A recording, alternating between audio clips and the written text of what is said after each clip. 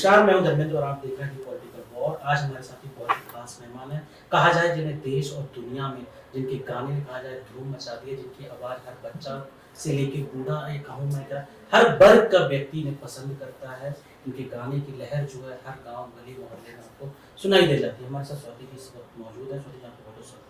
Thank you so much. Ram आएंगे से लेके आपने कहा जाए पूरे देश में धूम मचा दी आज कैसा लगता है?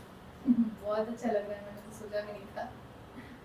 अभी इस समय पे राम आएंगे, रामनवमी को बहुत महत्व माना जाता है। राम क्या हमें अभी कुछ नया सुनने को मिलेगा दर्शकों को? देखिए, सुनने को तो आपको तब भी मिलेगा जब आप मेरा चैनल सब्सक्राइब करेंगे और उस पे नए-नए भजन आते रहते हैं। और ऑब्वियसली रामनवमी है और स्पेशल ओकेजन है, राम जी की कृपा से कहीं ना कहीं मुझे भी करना चाहिए रामनवमी का, तो ज़रूर कुछ नया आएगा। जब आप जाते हैं, लोगों से मिलते हैं, लोगों का प्यार इतना मिलता है, कहा जाए कि हर जगह आपसे ये रिक्वेस्ट किया जाता होगा कि भाई एक बार तो ये गाना हो ही जाए रामायण। कैसा लगता है आपको? क्योंकि जब वो कहते हैं जब आदमी को फेम नहीं मिला होता है तो जब स्ट्रगलिंग फेज होता है, अब जब हमें स्ट्रगल करने से हम निकल जाते हैं, हमें फेम मिल जाता है, लोगों का रिएक्शन पूरी तरीके से बदल जाता है। आपके साथ ऐसा कोई किस्सा कहानी हो दर्शकों को बताना? एक्चुअली पहली बात, जिस चीज़ को आप स्ट्रगल कह रहे हो, मैं उसमें बहुत खुश थी। मुझे इस चीज़ की उम्मीद नहीं थी इतना बड़ा हो जाएगा, इतना ये हो जाएगा। एक्चुअली होता ये है कि आपको बहुत ज़्यादा उम्मीद किसी चीज़ से होती है और वो चीज़ हो जाती है तो आप उसके लिए प्रिपेयर रहते हो कि भाई ये पूछेंगे तो मैं ये बोलूँगा, यहाँ जाऊँगा तो ऐसा रिएक्शन दूँगा, ये करूँगा। मुझे ये सब पता ही नहीं था कुछ।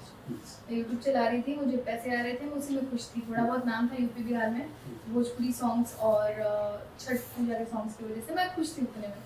लेकिन ये जो हुआ है वो अनएक्सपेक्टेड ब्लेसिंग आई है मेरी ज़िंदगी में और इस चीज़ के लिए मैं रेडी नहीं थी। तो आप अगर पूछें मुझसे कि कैसा लग रहा है, तो मैं स्टिल अभी इस प्रोसेस में हूँ एक्सेप्ट करने के कि भाई ये हो चुका है। तो अभी भी ऐसा लगता है कि कभी कहीं ऐसे निकल गई और वहाँ हर नज़र देख रही है, इसको कोई दिख रहा है, राम आएंगे, तो ये चीज़ बहुत अच्छी लगती है।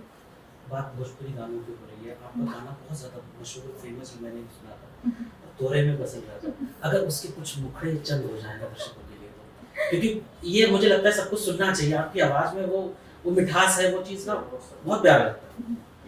ये मेरी कोशिश रहती है कि जो भी भोजपुरी में डिलीवर करूँ लोगों के पास, उसमें एक क्लास हो और वो भोजपुरी की इमेज जो गड़बड़ हो रही है वो सुधारने में कोशिश करें। लोग इतना सपोर्ट कर रहे हैं मेरे भोजपुरी सॉन्ग्स को, मुझे 1% भी उसको कहीं भी प्रमोट कराने की ज़रूरत नहीं पड़ती है। लोग ही इतना शेयर कर देते हैं और इतना पसंद है, उसके अलग अलग कवर्स बन रहे हैं, उसके अलग अलग वर्जन्स बन रहे हैं। तो ब्लेसिंग है कि लोग और ज़्यादा उसको गा रहे हैं और कुछ ऐसे लोगों ने उसको कवर बनाया है जो लोग भोजपुरी जानते तक नहीं, but they are liking the melody और उसका जो वाइब है वो पसंद आ रहा है।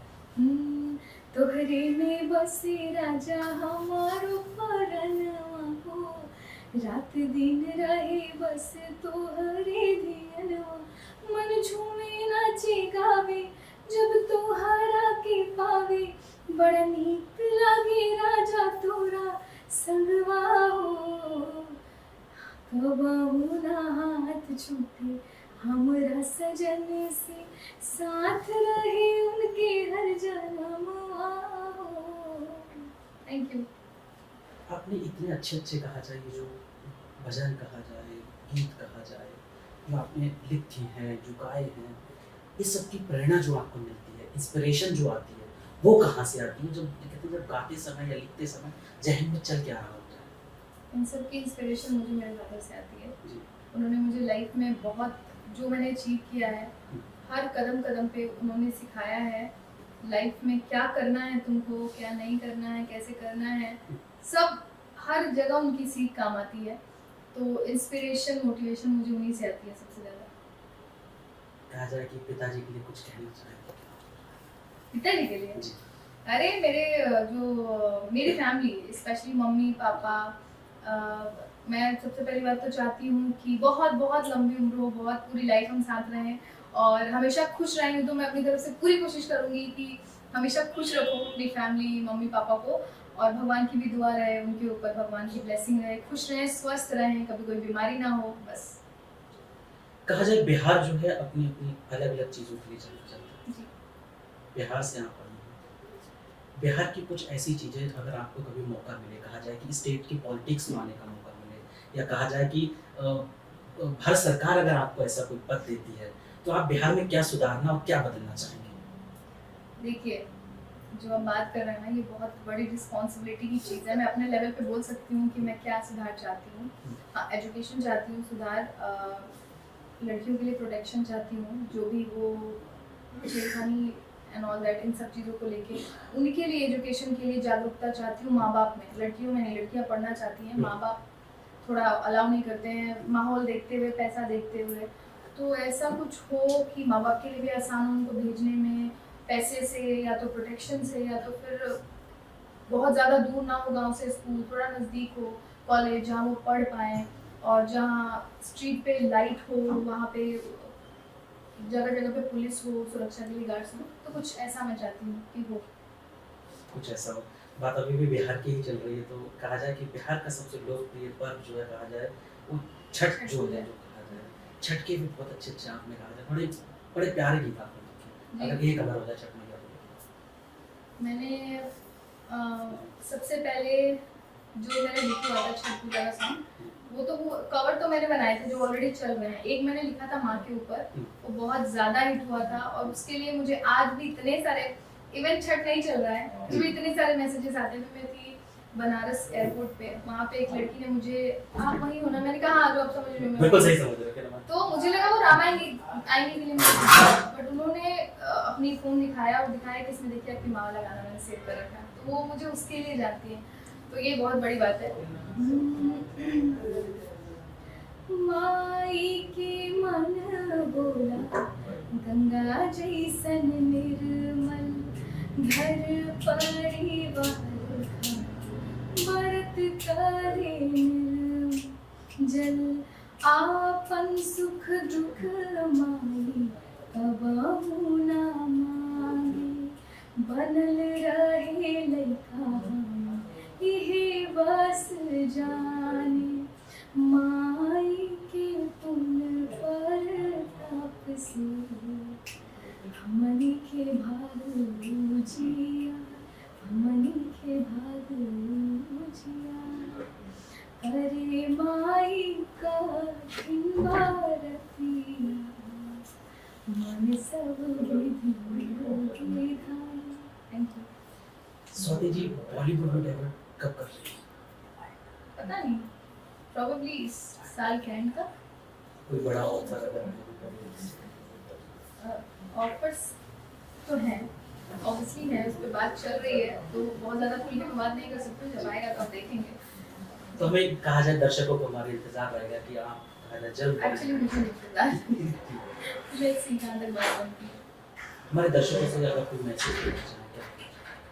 जितने भी लोग देख रहे हैं, उन लोगों को तहे दिल से बहुत बहुत धन्यवाद। आप लोगों, सबसे पहला सपोर्ट तो आप लोग का ही है, जो आप लोगों ने इतना पसंद किया इस भजन को और हमारे देश के प्रधानमंत्री तक पहुँचा दिया, तो आप लोगों को तहे दिल से बहुत बहुत धन्यवाद।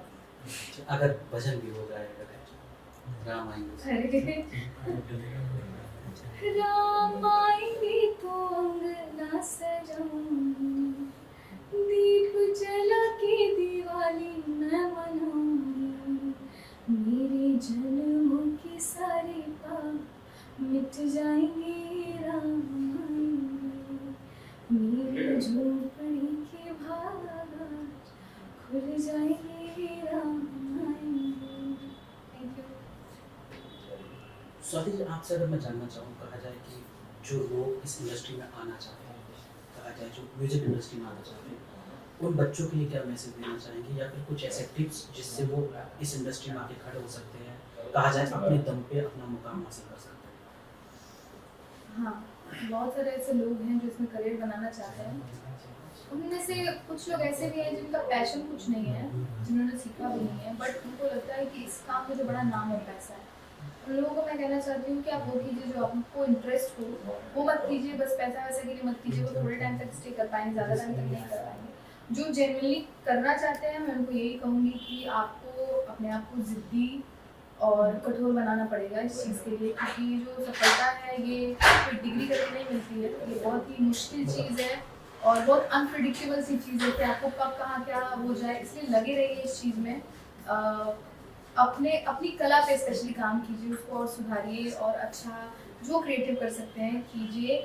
और डिसअपॉइंट जब भी होते हैं तो बस ये सोचिए कि आपने शुरुआत किस एक्साइटमेंट में की थी, बस वही एक्साइटमेंट फिर से लाइए अपने अंदर और लगे रहिए, बस जिद्दी बनिए बस। कहा जाए कि जैसे आपके गाने सुनने के बाद महसूस होता है, आपसे मिलने के बाद भी वैसा ही महसूस हो रहा है, इतना ग्राउंडेड, इतना हम्बल, जो आमतौर पे लोग कम देखने को मिलते हैं कि फिल्म मिलने के बाद। ये इसका पीछे का राज क्या है? कैसे मेंटेन किया है आपने? इसको मेंटेन नहीं करना पड़ रहा है क्योंकि ये सादगी ओरिजिनल है। ये ऐसी ही हूँ मैं। और जो आप बोल रहे हो, मेरे ख्याल से ये फेम अगर किसी और चीज़ का होता तो शायद सर पे चढ़ता। ये फेम राम जी का दिया हुआ है, तो इस फेम को अगर सर पे चढ़ने दिया तो राम जी छीन भी लेंगे बहुत जल्दी, तो इसीलिए। बहुत बहुत शुक्रिया इतना कीमती समय। Thank you so much.